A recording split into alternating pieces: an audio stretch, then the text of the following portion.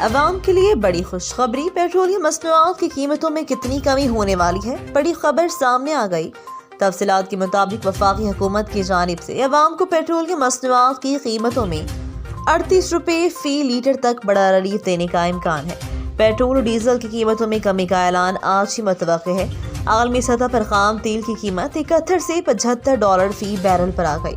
دنیا نیوز کے مطابق عالمی منڈی میں خام تیل کی قیمتوں میں کمی کے پیش نظر وفاقی حکومت کی جانب سے پاکستانی عوام کو بڑا ریلیف دینے کا امکان۔ حکومت کی جانب سے پیٹرولیم مصنوعات کی قیمتوں میں 38 روپے فی لیٹر تک کمی کا اعلان آج ہی متوقع ہے۔ واضح ہے کہ عالمی منڈیوں میں خام تیل کی قیمتوں میں کمی کا سلسلہ جاری۔ عالمی سطح پر خام تیل کی قیمت کم ہو کر $75 فی بیرل پر آ گئی ہے۔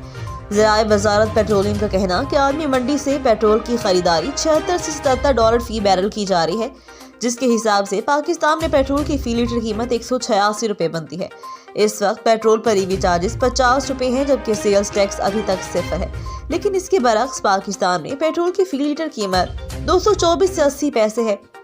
بتایا گیا کہ اوگرا خام تیل کی خریداری کے لیے 15 دسمبر تک اپنی ورکنگ پیٹرولیم ڈویژن کو بھیجنے کا ورکنگ کا حتمی فیصلہ وزیر خزانہ بعد از وزیر اعظم اپنی مشاورت سے کریں گے۔